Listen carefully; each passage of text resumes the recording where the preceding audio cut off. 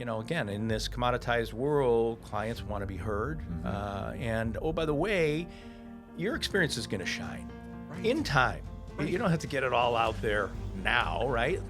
Let's be on this journey together. Bingo.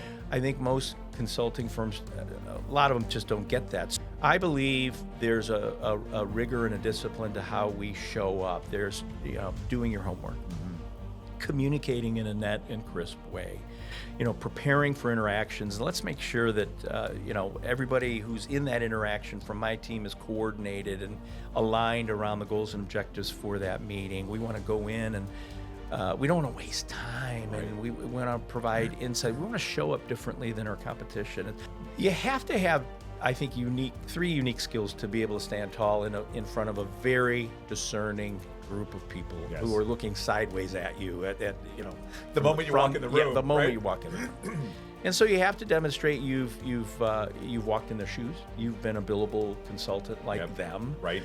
You know the challenges with utilization targets and deliverables and navigating interesting clients. 2, you have to demonstrate that you've made rain. You've generated revenue. And 3, you have to be charismatic enough to be able to stand tall in front of that group and carry the room, right? And carry the room, and that's an interesting combination.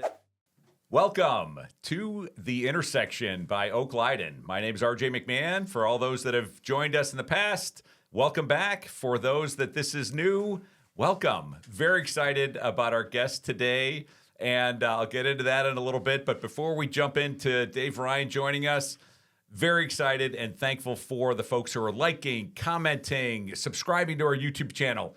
Keep it up. We really appreciate the support. And I think you're going to love today's episode. So introducing Dave Ryan. Dave and I have known each other for, a bunch of years. And through Old St. Pat's in the city. And we both sometimes work on Sundays, right? You're doing a reading. I might be doing the prayers of the faithful, right? So so I think that's how our paths crossed first, right? And just excited to have you on board. We'll dig into this whole idea of the intersection, right? Business, philanthropy, civic, but really just excited to jump in, talk about, all the great work that you're doing. You're also very comfortable behind a microphone, so we'll dig into that a little bit, and really just excited. So, Dave, welcome. Thank you, RJ. Honored to be here, by the way, and let me just say, you missed your calling. You've got pipes, man, for this stuff, okay? I appreciate that. I've shared previously that, I've been told I have a face for radio, so there you go. So this could work. No, the fact that we're on YouTube may cause a little problem, right? Welcome to video, man. Right? Exactly. It's a new world, right? Yeah. So, but seriously, thank you and appreciate that. Shout out to my pipes. My bride will be laughing by herself when she hears that. Hey, stop the presses. RJ McMahon here, CEO of Oak-Leyden. I'm here with Michael Weber, and we're here to tell you about the Mighty Oak. It's our annual fundraising event, and it's our 70th anniversary. Please join us. We've got America's greatest cover band from the 80s and 90s. 16 candles. We'll have live auction, silent auction, raffle, and tons of prizes. You need to be here. Join us. Come on out. Riverside Golf Club, April 23rd. Check out our website to buy tickets. Right here. So really grateful for you joining us and just excited. So, obviously we've known each other through Old St. Pat's and you've had a great journey and I love the LinkedIn community because you had posted something, gosh, this was probably a year or so ago, and a mutual connection of ours, whom I didn't know was a connection of yours, Mike McGarry, commented on something. I'm like, how did these two guys know each other, right? Yeah. And then, and then I start following and kind of tracing back. So you guys worked together at IBM, I believe, back in the day, one of my very dear friends from IBM and a mentor and someone I've always looked up to. Right? Just a really interesting and good guy, absolutely, right? Absolutely, So, it's fun that we have that connection, among many others, right? But so talk a little bit about kind of those early days in IBM, right? And I was reminded by, it's just kind of reviewing, just your work history and back in the day, I love the comment that you don't get fired for buying IBM, right? And so having that kind of cachet with your brand is pretty significant, right? So Talk a little bit about kind Well, of that journey. Yeah, it certainly helped to have IBM behind us. I always admired those individuals who didn't have IBM behind them and had to compete. But we had to battle too. We had to sell a product that was priced at a premium. Right, absolutely. So we had to justify our existence. Right. And quite honestly, back in the day, IBM, probably not so sexy these days, but it was a place to start your career, and great training and professionalism and how you show up in terms of servicing your clients, and that really set the tone for me in my career. So I really believe I learned from one of the best. I do a lot of teaching and training these days, and the things that I teach are pretty fundamental and grounded and rooted in doing the little things right. And honestly, a lot of it goes back to those IBM days. Interesting what we learn and then what stays with us all these years. No question. Right? No question about it. So it was an honor, and it was interesting if you think about me being there, my kind of mid-20s. My manager was 4 years older than me, right? And I looked up to this person as God, right?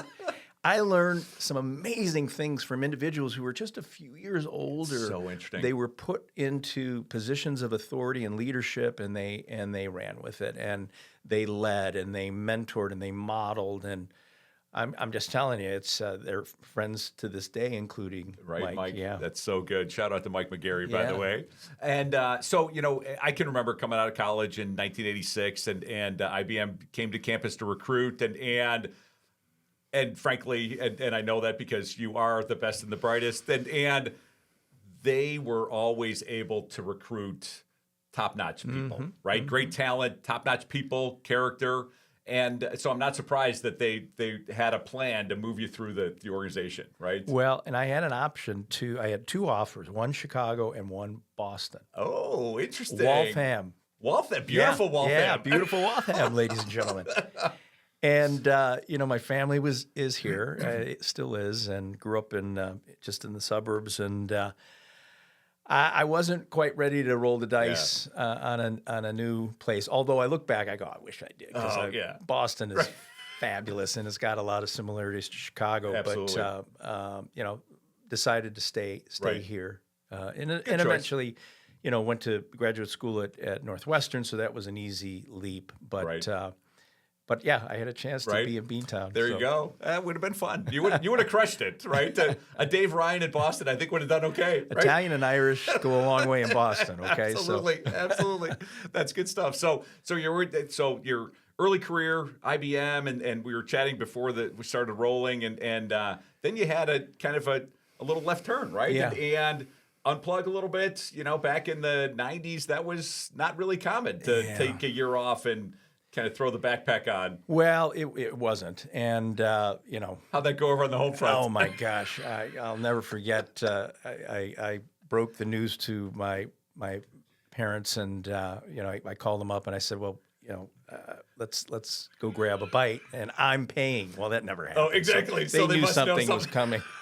So I broke the news, and here I was doing pretty well at IBM, and had done undergrad and MBA, and on the path. Right. And now I'm going to jump off, right? And oldest son, by the way, the dutiful son. Right.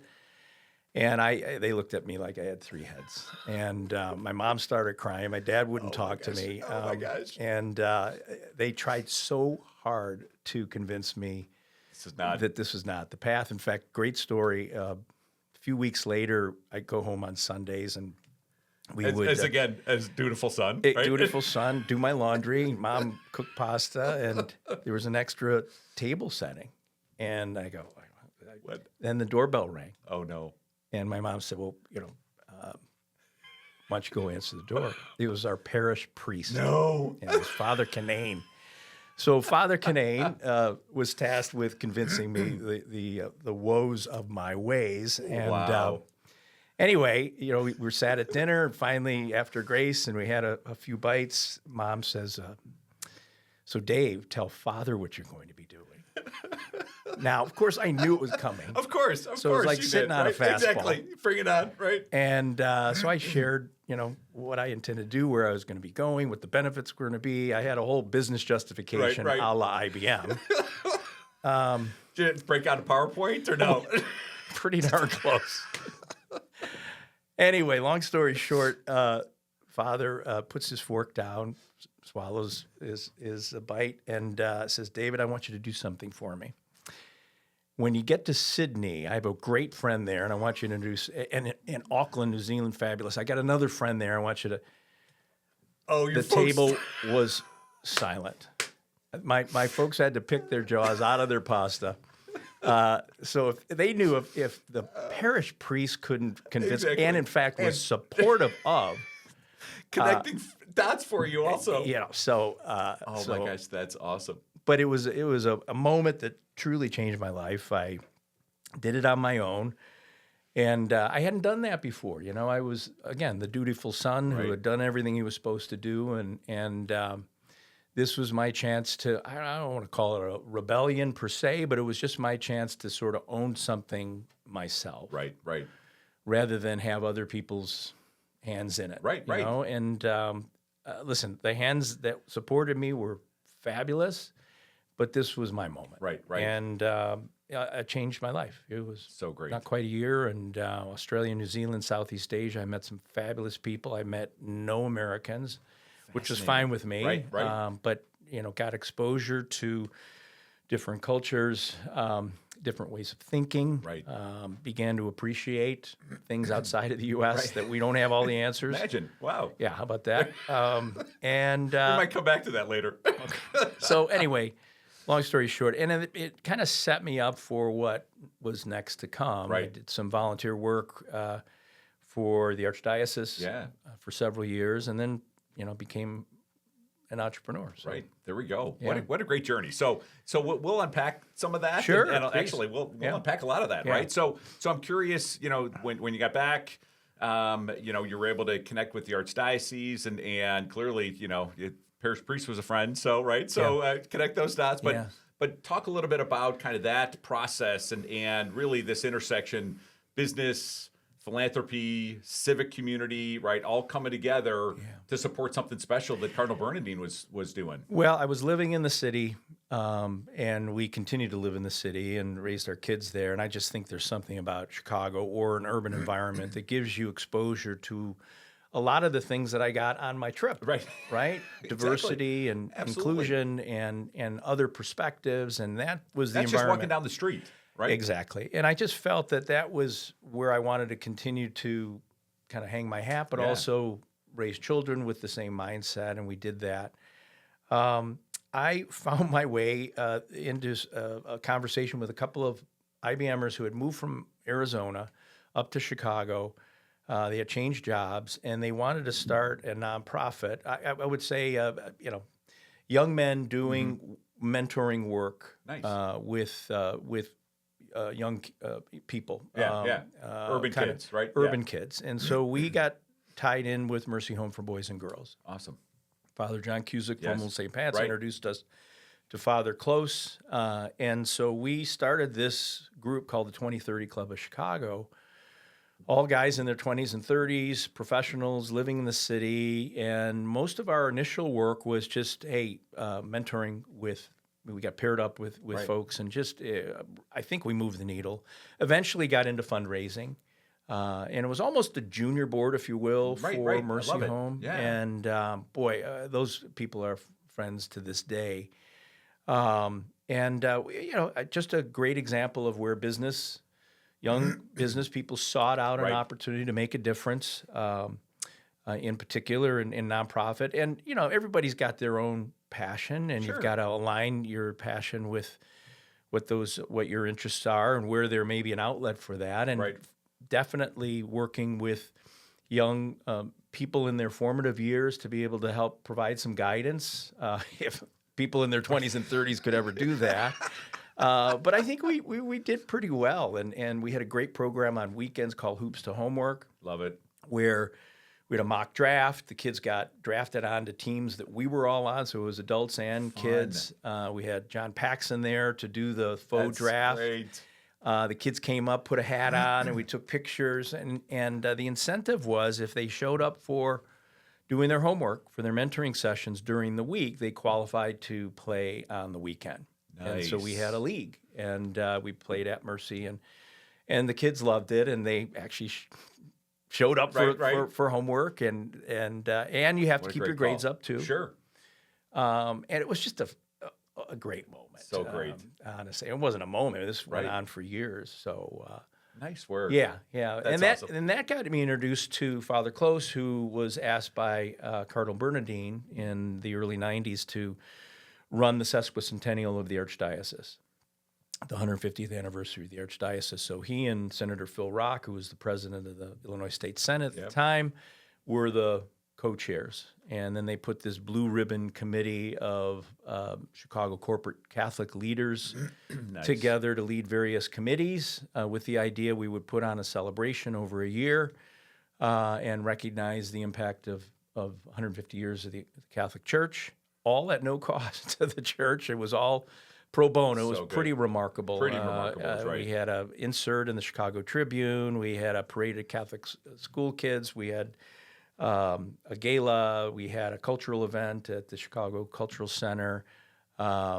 Numerous other celebrations. And and I got a front row seat to working with Cardinal Bernardine, who was just an amazing individual. Right? Yes, absolutely. Just and talk about living your life and being a model for all of us, right? And whether it was his journey with cancer, or I mean, just and some of the trials and tribulations that he faced as well, right? He rose above it. I'm telling you, he with all the chaos happening around him on several fronts, and we know what those are.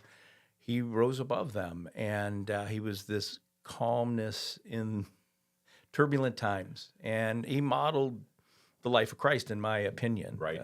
And just a neat guy, and again, someone who set a tone for me for, the work I wanted to do the rest of my career. So good. Yeah. So good. So you had a chance. So you've got all this great experience, and now what do you do, right? And so is it time to hang out your shingle yet? Not quite. Right? I needed to make a little money. And so I parlayed my IBM experience into working with an IT consulting company, firm called the Revere Group. It was pretty much a startup. They, small at the time, but they needed someone who could kind of help them go to market, capture revenue, drive a little bit more rigor and discipline in terms of how they went scaled the business. Right, sure, yeah. And you had that in your backpack, right? I think I did. And we built a great team. The leaders of the firm were terrific. The people that I worked with, they were friends. And we built a firm that grew significantly. And then after, I think it was 7.5 years or so, I decided I was going to do my own thing. Perfect timing, by the way. So what else was going on? Let's see. The recession of the 2000, the dot-com bust. I just had twins. Perfect. Twin girls. I'm sure your bride was happy. Yeah, and I'm going to go do my own thing. Exactly. But I honestly saw a need. I saw an opportunity working with professional services firms, this particular IT consulting company, but other ones that kind of struggled with revenue generation. And you'll see on my posts, I talk a lot about this. Right. They consulting companies who really their offering is subject matter expertise. It's individuals who are experts in a particular area, and they put them out there on projects on an hourly basis, on a project basis. And the whole mindset of the consulting world, professional services, was if I do really good work, on time, on budget, they're going to love us, and they're just going to hand us more work. Right? Just keep going. Yeah, sure. Right. Yeah. And I honestly, how's that work for you? Yeah. Well, how's it working now? It worked that way back in the day. Absolutely. Back in the day. When you could separate one provider from the next based on technical competence and quality delivery, I don't think you can do that anymore. No. It's almost become a commodity. I mean, unfortunately. Not but almost. It is. Is it truly? Yeah. I believe it is. I believe the dot-com bust, the recession of 08, 09, and of course COVID kind of washed out anybody who was just okay in delivery. It thinned the herd, so to speak. It did. Right? Whoever's left standing is really good technically. Right. And so now the question becomes, how do you separate yourself? How do you create differentiation? And that's what I saw when I started Gray Matters. I said, I can help professional services firms raise their game in terms of how they show up, because I really believe the opportunity for separation and differentiation had moved from the back-end service delivery, which is now check-the-box commodity, Yep. to that front-end client experience. And if we can help up the game in terms of how a firm is showing up, that's going to be different than how their competitors are, right? Are you showing up as that strategic? Can you do this, by the way, right? Can you be a thought matter partner, right? No question about it. Are you that strategic, trusted advisor, not just waiting for things to happen and responding? No, this is your opportunity to partner with them, as you mentioned, and show up with a point of view and providing insights and asking great questions and being curious and actually listening rather than start solving. Wait, right? what? Yeah.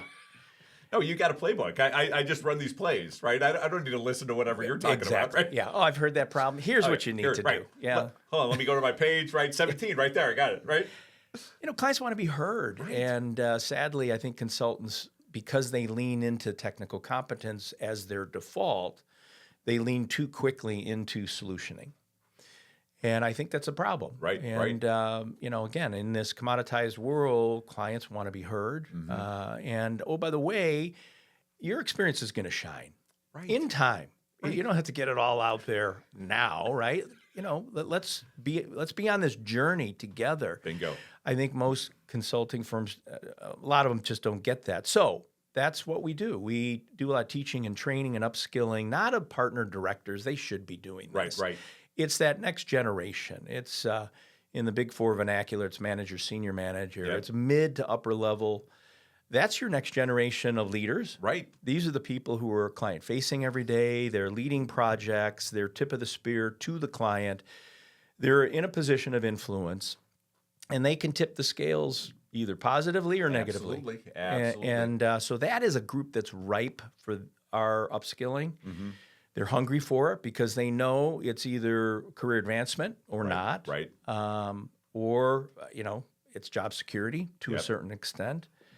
And so that's a group that is, I like to say, they're reticent and anxious about it because they don't want to look like you're turning me into a sales guy. Right. They don't want to be that. But they also know they have to cultivate these skills. And to me, given AI and all the other things that are going on in the industry that are disrupting technical competence, yes, human skills and relationship skills, the things that we're teaching are more important than ever, RJ, in my opinion. Good. Absolutely. Can you unpack a little bit of this EQ, the emotional intelligence piece, right? That's what I'm hearing, right? I think it's part of it. Okay. I think it's part of it. I think it's also, so no question, let's talk about the emotional intelligence. There's IQ, EQ, right? IQ, most consultants have that, right? It's smarts and systematic approaches. They went to UC, they went to Northwestern, Exactly. They went to Stanford, MIT, wherever, right? Then there's the EQ, right? It's the empathy, and it's being able to read a room and read you and your style and be able to pivot and meet you where you are, not grind out how I prefer to communicate. So mirror that other individual, meet them where they are. But that's just one piece. I believe there's a rigor and a discipline to how we show up. There's doing your homework. Mm-hmm. Communicating in a net and crisp way, preparing for interactions. And let's make sure that, everybody who's in that interaction from my team is coordinated and aligned around the goals and objectives for that meeting. We want to go in and we don't want to waste time, and we want to provide insight. We want to show up differently than our competition. How do I manage the precious moments I'm in front of clients? Good follow-up, having a plan. I mean, it's the blocking and tackling that I learned at IBM, and you weave that preparation into a process, and you pepper in some emotional intelligence, and quite honestly, I think that is a difference maker. Right. Yeah. And quite honestly, the consultants I work with, they love more systematic approaches. Most of them have the mindset that says, hey, relationship thing. It's only for those people who are natural at it, right? Right. No, anybody can do it, right? And so half the battle is breaking down fear factor with I'm that sure, group, right? It's right up here that I can't do that, or I'm Right. going to look awkward or inauthentic. And Right. no. I don't do small talk. Yeah, exactly. It's not that. It's more. It's so much more than that. But let me tell you, the better prepared you are, the more comfortable you are asking questions, having small talk, pivoting, hitting curveballs, whatever it might be. So a lot of it is rooted in good preparation, in my opinion. Yes, But absolutely. but the problem is with these consultants, they're so busy. Right. Where do you find the time? They're billing hours and trying to crank out deliverables, and they got a life to live, Right. and so you have to make the case for why. Investing some time in doing this is going to enable you to show up in a different way. Right. Well, and it's got to help that the top of the firm is saying, we want you to go through this, right? We're bringing, right? That does it or no? Well, the people who are sponsoring me in are senior leaders, Right. And they recognize we've got to find a way to scale revenue, and it can't go through the same group of rainmakers and salespeople, Right. If I'm going to grow 15% through the same pipe, that's by definition not scalable. Exactly. But if we start pushing some of that responsibility down to the next generation, and they don't have to close the business. They can just simply be a lead generator. Just be on guard for issues and needs that the client you're currently servicing might be faced with. And oh, by the way, those needs align around our competencies, and tell somebody about it. Hand it off. Right. Ask the question. Be curious. I love that, right? That you said That's it. earlier, right? And they can do that. Be engaged. Yeah, Right? exactly. Yeah. So that's what we do. We've been doing it for over 20 years, 24. Wow. Can't believe it. 24 years. And as I said, I think it's more important than ever. Right. How big's the team? So, do you have, obviously you got more people behind you. Well, right? I wouldn't say I do. I mean, I in this world, we're fairly virtual. Yeah. So when I need expertise in other areas, pull 'em in, I right? pull them in. I've always had a vision to not have a huge team because I wanted to be flexible.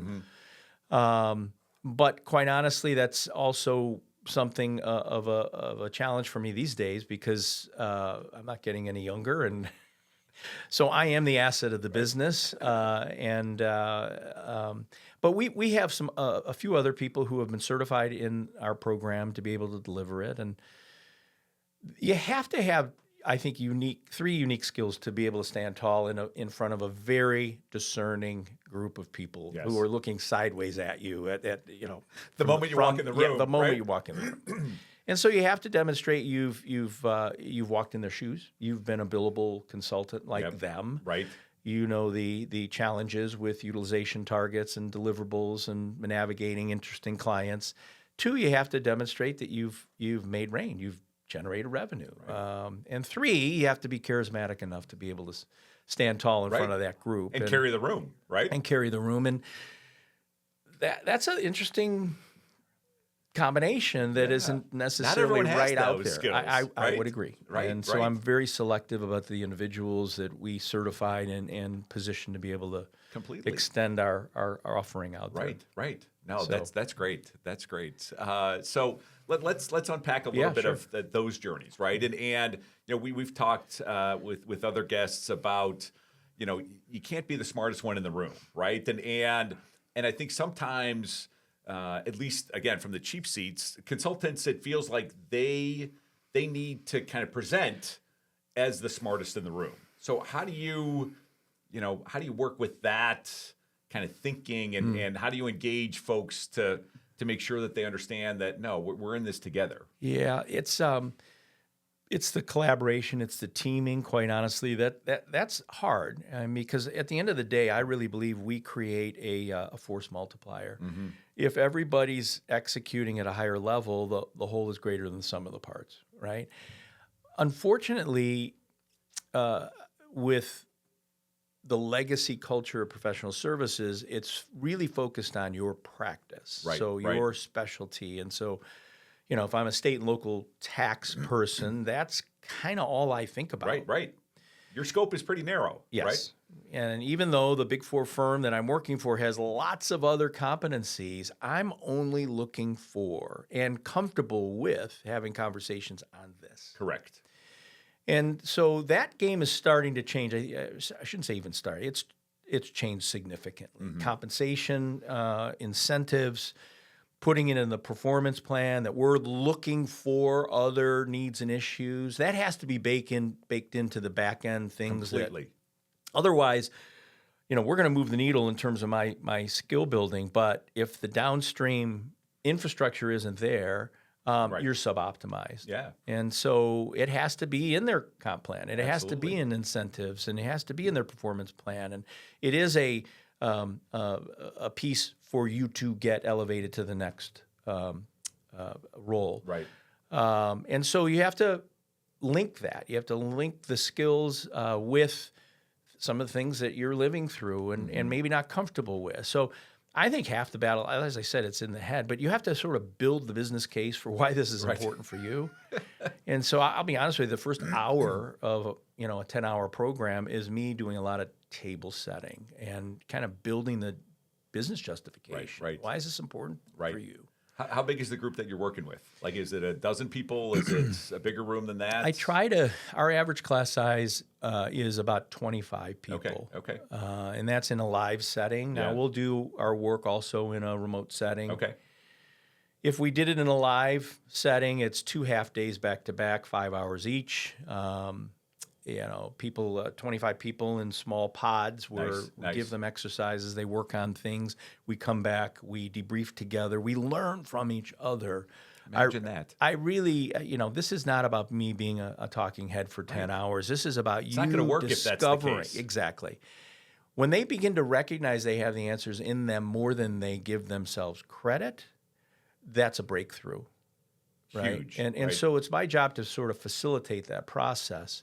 Shine a light on that. Shine a light. And they walk out and go, well, that wasn't that bad. And oh, by the way, I can do that. Right, exactly. Is that, okay, why was I afraid of that, right? Yes, exactly. And then they try some things and they put it in motion and they begin to see, wow, that kind of worked. And then the client really responded. And anyway, it just becomes this sort of snowball effect, if you will. And then the cool thing is once we've done a tranche, if you will, cohort, they become kind of the grassroots movement inside the firm to be the mentors to the next generation, the next group. Raise it up. And it keeps it for everyone. The people who've gone through it, it keeps it fresh. For the new group, they've got a linkage on the inside. And it just works that way. And it becomes this runaway train, if you will. And listen, you would think that every one of the professional services firms out there embraces this. They don't. But it's the enlightened ones, in my opinion, who recognize that we've got to do something different in terms of how we're going to scale and generate revenue. Beyond just digital marketing, hire some sales guys. Lean into the rainmakers. Leverage AI, whatever that means. Right. Hey, I have this body of individuals who are already client-facing. You already have an investment in them. Why not activate them? Exactly. Right? They're present. They're on site. They're proximate, to your customers. So that's it. It's really simple, and gosh, it's fun, and it's fun to see the light bulbs go on. And a quick story. One of my first clients was at Deloitte, and he was a senior manager in my pilot class in 2004. Wow. And he now is my executive sponsor I love that. At Deloitte, and has taken well me, done, Dave. Internationally, and he's just fabulous. So I'm really blessed. But those are the kinds of things when you see these people advancing in their career and having great successes. And trust me, it's not just because of us, but I do believe we help move the needle. Well, and you're planting seeds, right? That you're not always sure how it's going to grow or if it's going to take, right? But you got to keep planting. You got to keep watering, right? Yeah, and that's awesome. That's so good. Yeah, we've got 10,000 alumni, over 10,000 alumni, right? And think of them. We got them when they were in their formative moments of their career. Many of them are leading practices. Maybe they've left their firm. So that is a lead generation source I have to leverage a little bit better. Do you want a little shout out now to those folks on Hey, LinkedIn? you alumni, don't forget me. And Gray Matters. Great Matters. Dave Ryan, you know who it is. He knows you, too. That's right. I'm coming to get you. That's so great. Well, and clearly, you're fed by this, right? You get juice from this, right? And I know you're fully engaged in it. But I also know that there's other things that feed you, right? Family, philanthropy, church, all of that good stuff. So let's talk a little bit about that, right? How else do you fill your time? Well, great question. And, I tell my students you can't be a one-trick pony. Right. You can't be a one-trick pony in life. No. Just business. And again, I think because we raised the kids in the city, we stayed in the city, there's so many other avenues for engagement. Engagement in community, engagement in philanthropy. And I just believe it's something that we're called to do. I also believe it allows me to be that much better in a business setting because I have perspectives from different constituencies. And so I've been part of the Cara Collective now since 2002. One of my mentors at IBM, Tom Owens, started that. I officially aged out of the executive board in 2019. They finally put term limits in place. But I'm part Why of their. Why would they let you go? Yeah.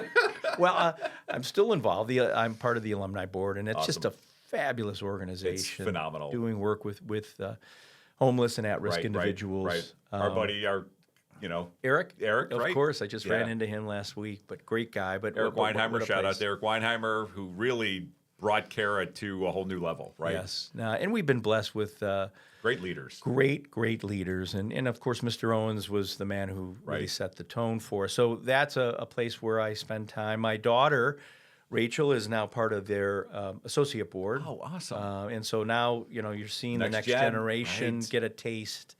And again, part of it is they saw us early on modeling that behavior and knowing that there's more to life than just your career. And then, of course, community. I'm part of several organizations, Executive Club of Chicago, the Economic Club of Chicago, and the community element is so important. And we've got our challenges here in the state of Illinois and Chicago, in the U.S. So keeping your hand on the pulse of those things, and mixing it up with those individuals who have a similar investment in helping to continue to elevate. Right. Because this is a fabulous city. Unfortunately, I think we've gotten a bad rap in the national media, but man, I'm telling you, it's a great place. Right. But we have work to do.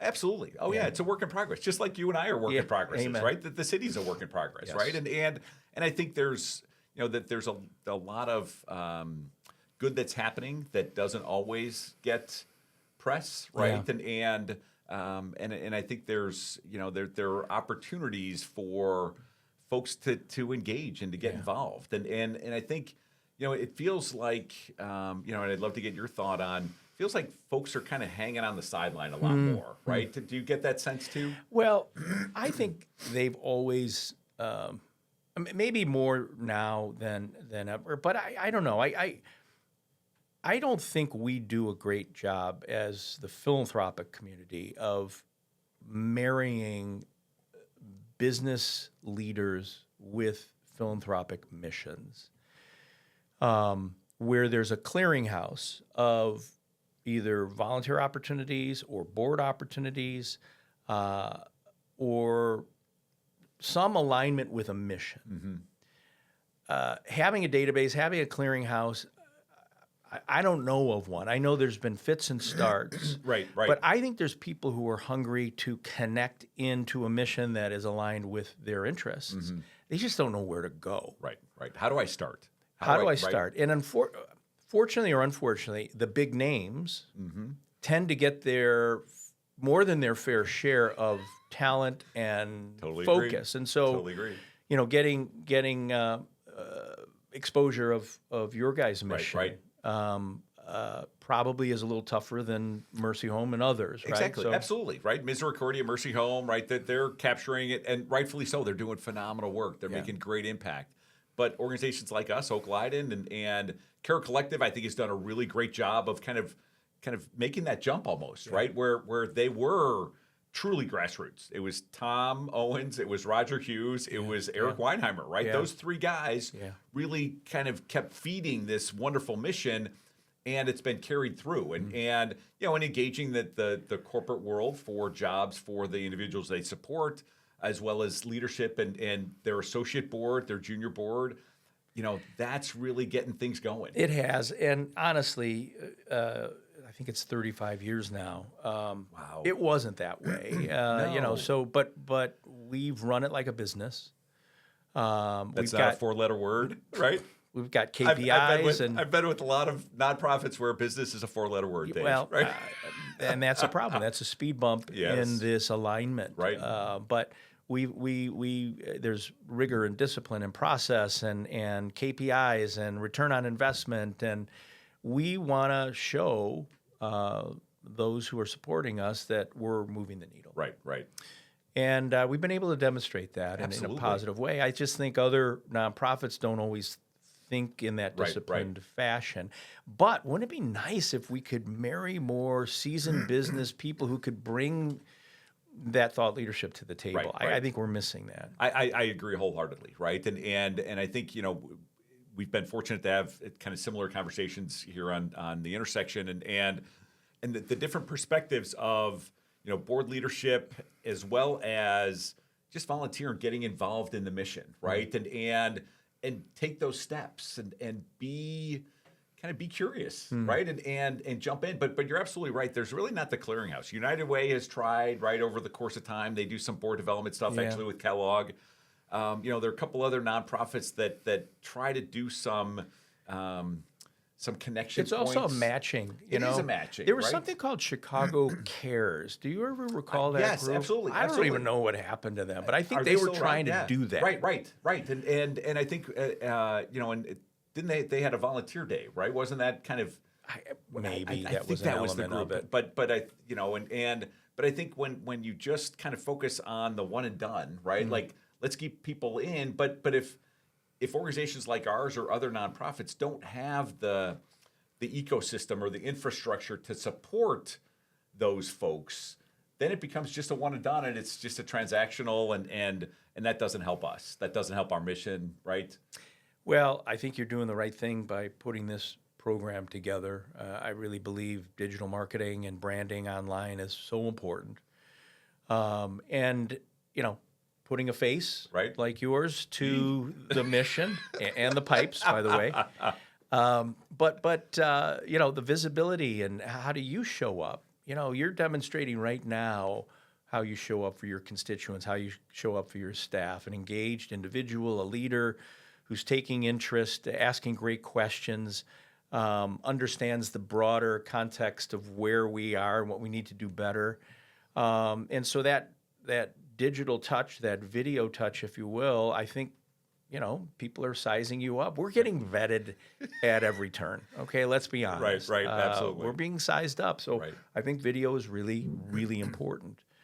But you also have to put compelling content out there that it's not going to waste time. Otherwise, it becomes noise.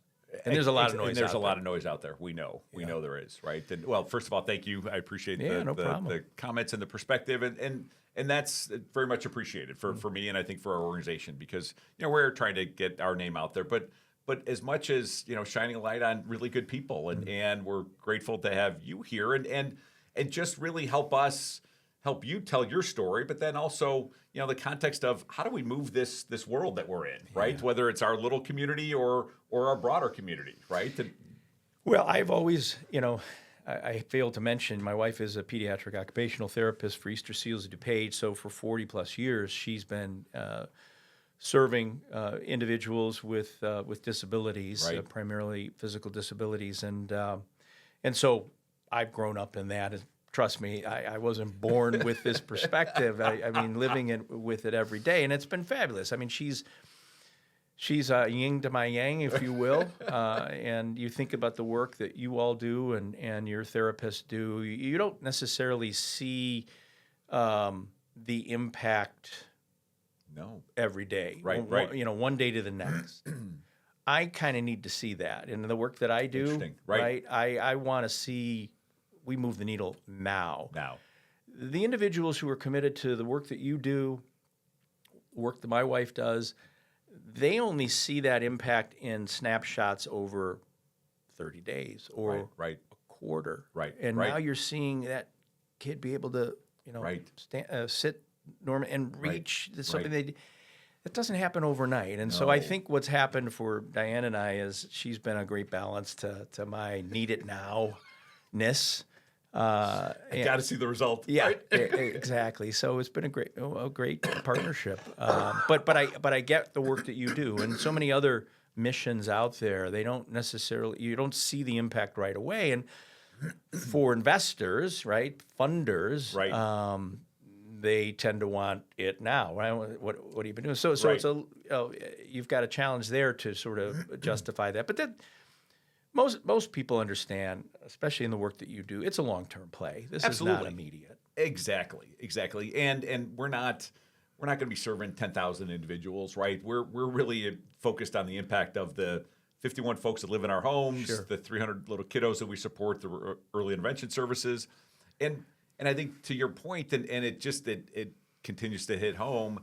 Telling the stories of the individuals we support, of our team members, right, and their commitment, right, and we talk about this a lot that it's hard work. On the best day, it's hard work, right, and our folks don't always see the best days because this work is hard, right, and the individuals are working through a lot, right. So how do we support? Are we present with and for them? Well, and thank God for your mission and to help them through those difficult moments, and you guys sticking to it. I mean, it's every day's an adventure, right? It is, absolutely. And but a good adventure. In the long term, it's a good adventure. Absolutely, and it's necessary, right? And so, we are moving the needle, right? We don't always see it, right? And I think that, for those folks that are interested in, either board service or volunteering for an organization and kind of recalibrating, right? Especially if you're coming out of the corporate world, knowing that it's a little bit different, right? So how would you kind of help someone if you're, in one of your sessions and just kind of the quote unquote, the mic's off and you're just talking about other stuff with the 25 folks in the room and they're like, oh, we really want to get involved in something. Yep. Kind of, how would you frame that conversation? Well, and I have, and so I'll tell you firsthand how it plays out. Typically, I'll advise them to get real clear on what their interests are. Love it. So you don't, and listen, many of the people that I'm doing the training for, they're being asked to, hey, get into the market, get out, go do networking, get on a board, whatever it might be. Well, it better be aligned around your interest. Otherwise, you're putting a lot of time and effort into something that, it may not feed you. Exactly. So to me, that's a place to start. And then I think you start doing your homework, you do your research. I mean, so much intel out there. And begin to sort of see what the groups and institutions are that are aligned around that mission. Right. And then I would also leverage my network and have conversations with people like you or me or others who are aligned and what was your journey like and who might and leverage network for possible introductions. Right. Because I think if we're already affiliated with some philanthropic organization, we're already wired to help others. Right. And if I see an individual who has an appetite for doing that, I'm going to support the heck out of them, whatever I can do, right? Absolutely. And so I would say those are three ways to kind of get the ball going. I mean, in this world of 2 degrees of separation, you're going to know somebody or leverage LinkedIn to find an introduction to someone who's affiliated with a board that you want. You're going to figure it out. You just got to do your homework. Right. It's out there, and you have to ask for help. You do, and that's okay, right? It's okay to raise your hand. Okay. In fact, we encourage it, right? So do that, right? Check your LinkedIn. Who are you connected to? Yeah. who are we connected to, right? And you may even sit down with Mike McGarry. Imagine that. I think he's packed it in. He's just playing handball now. As he should. Yes, He's earned as he that. should, yes. Exactly. He has earned that right. And his grandkids. So. Exactly. Yeah. Yeah. Great guy. Yeah, wonderful stuff. So, how about folks kind of will kind of start the slow descent into O'Hare, right? As we come down. So, you've got someone that has a similar path to you that has been in professional services, and now they're thinking about, all right, how do I make a transition to maybe hang out my own shingle, maybe do something with a smaller firm? What advice would you give them? Wow. I would say be careful what you wish for. Good night, everybody. Yeah, right. No, I mean it's for the older group that you're talking about. They've hopefully made their money, and so that might be a softer landing. Right. Sure. Rolling the dice at age 40 with twins is a little bit of a different story, but it's been unbelievably satisfying. But for those who do, and I really believe, you think about professional services, you've got individuals who have retirement age required. Right. Mandatory retirement at 60 or 58 or 62. Crazy, I mean, right? please, they've got a ton left in the tank. Yeah. Right? Come on over. We'll take you here, right? So align around a nonprofit, perhaps. But if they did want to start their own thing, and please, I really believe the wealth of experience and information and intel and situational knowledge that's embedded in these individuals, right. It's time to pay it forward. Right. And whether that's in a paying way or whether that's becoming a mentor to other entrepreneurs who are trying to get started, you're not doing it for the financial remuneration anymore. You're doing it to pay it forward because most likely that individual didn't get to where they were without some help. Someone, right? Absolutely. And so now it's their chance to do that. Now, whether you formally start a LLC or whatever, I mean, those are choices that they have to make. But you talk to your tax partner, right? Exactly. But you can do some, casual consulting, you some, can do a little hourly 1099 work, right? A little retainer here or there. You've got, so many startups out there, young entrepreneurs who are wet behind the ears, trying to figure this thing out, and would love to have some guidance. Right. To your point, right, with the Revere Group, just the ability to kind of bring some structure to the table, right, and just be present in that room, right, as all of this is developing. And I imagine that would be a great ride for someone who's done the heavy lifting, and now they can just kind of enjoy a different ride. Totally agree. And, there's personal satisfaction that goes with it. Heck yeah. I would think. Right, I would think. And it keeps you busy. I don't know what I'm going to do at 65 or 62 and be done. No. Right. No. Done. No. So, I'd only have a few more months left if that were the case. Exactly. Yeah, that's good stuff. So how do you, we laugh about this with our own children and how have you found your engagement with your daughters around their career journeys, right? And are you counsel? Are you just kind of on the sideline? And because I think my wife and I have played different roles at different points in time with our kiddos. Wow. I hope we've played different roles at different times. Sometimes you got to lean in. Sometimes you got to take a step back and you got to figure it out. Right. And that was, I ask my kids these to this day. They got in a pickle. I wasn't solving the problem for them. Figure it out. Break the problem down. The problem might look daunting. Right. But break it into piece parts. Right. Where do we start? And when you begin to break the issue or challenge down and start solving for the smaller chunks, you gain some momentum. Good things happen. I think we've tried to model much of what we've talked about here today. My girls will tell you they've gone through my training. They said, "Dad, we see a lot of your training and your parenting skills." And yeah, gang. Right. Yeah. And it's about engagement. It's about curiosity. It's about being for the other person. It's asking questions, and it's not about you. It's Right. them. And I will tell you, I'm very proud of my girls. At 25, they command a room. They walk in. They're curious about other people. They look them in the eye. They stand tall in the moment. I've always said, be interested and be interesting. And if you can do those two things, you're going to carry the day. And quite honestly, a lot of young people are not doing that. Right. We've got the COVID generation. We've got remote work. And so a lot of people are just not comfortable with that. No. To me, it's a differentiator. Absolutely. So how do we kind of, sprinkle the infield a little bit and ensure that these young folks can kind of engage, right? Yeah. That do this that you and I are doing, right? Well, that's funny you should say, and I don't think this is a setup, but one of the things I'm working hard on right now is how do we convert our 22 years of content into something that is more scalable in the market. And so we're converting all of that programming into a digital learning experience. Are you?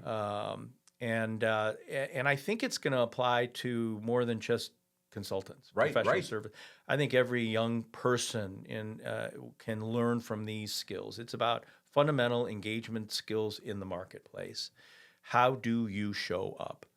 And again, what we talked about with AI and some of the other things that are going on, these young people need these skills. Universities are not teaching them. No. And so, I'm trying to get aligned with some of the schools where I can teach some of that, but also if we can package it up into a reasonably easily consumable program, and you have to demonstrate that you pass little knowledge Right. quizzes and then maybe a mini final. And then in addition, you have to demonstrate that you've applied the learnings in the field. So we're going to have a chat bot that you sort of share. Here's what I've done, and Good. here's how I applied And then the learnings. capture that. Capture right? that, and the system will sort of vet whether you pass fail. Right? Have you done it? Have you applied the learnings? Have you not? Right. Or coaches them on ways that you could have handled the situation maybe a little bit differently.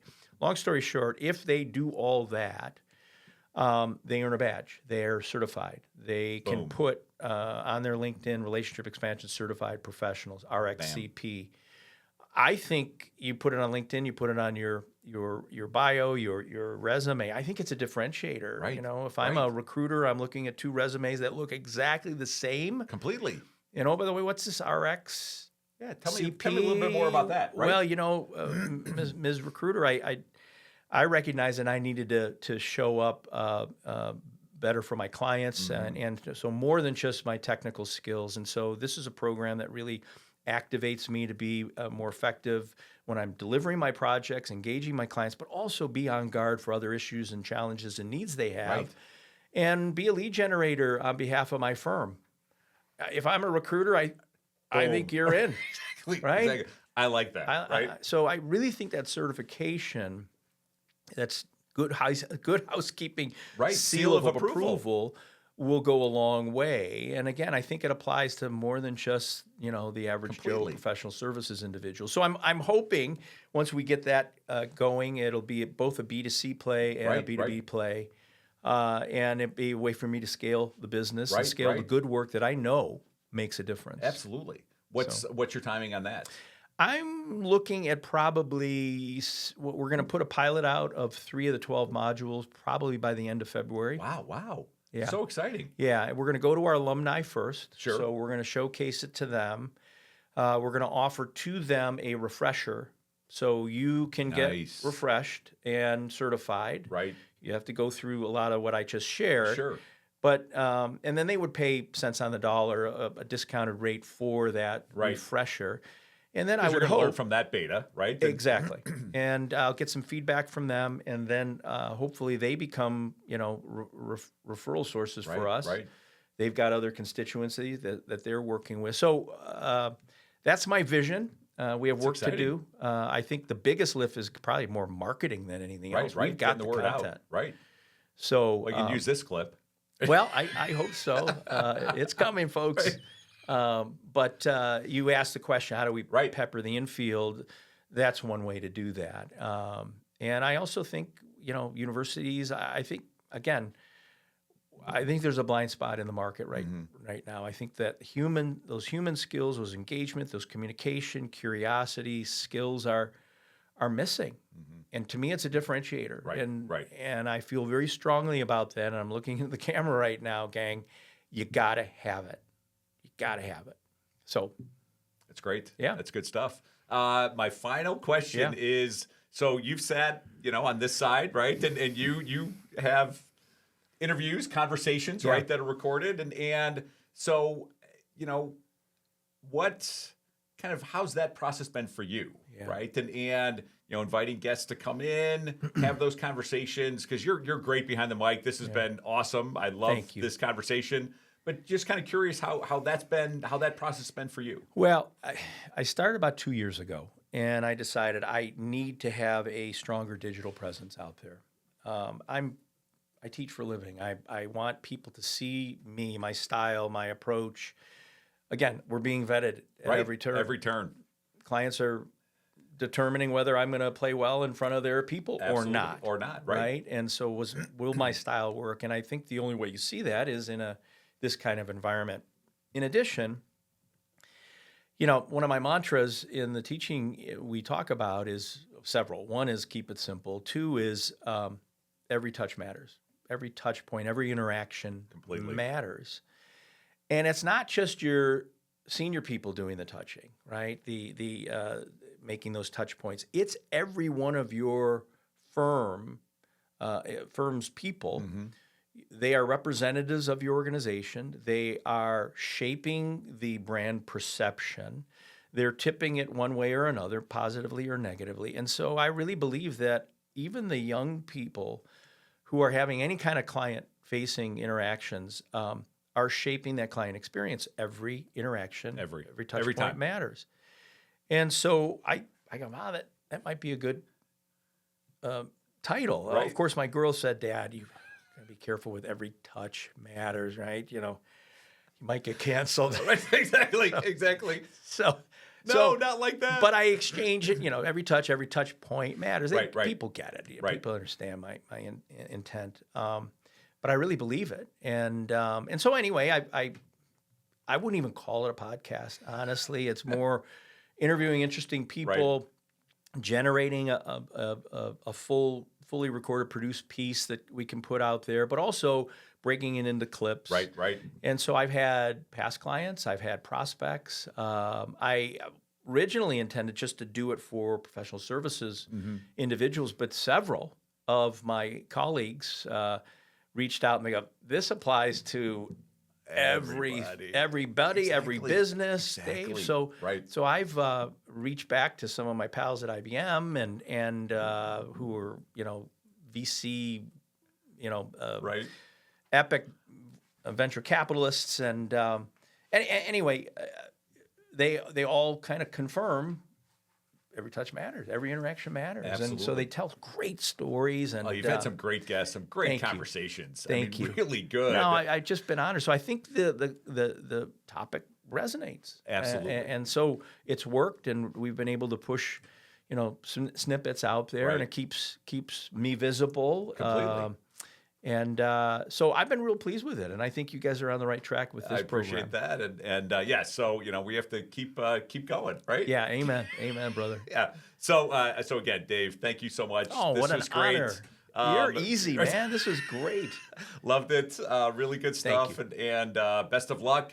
Very excited for kind of this next journey. This is really interesting, and truly, gang, that was not a setup. I did not know that. So I'm glad that our worlds connected. Absolutely. Great. So really good stuff. So again, thank you for watching. Thank you for liking, subscribing to our YouTube channel, The Intersection by Oak-Leyden. RJ McMahon, CEO of Oak-Leyden. Grateful to have Dave Ryan from Gray Matters Group join us today. So Dave, thank you. Pal. Appreciate it. All right, all the best.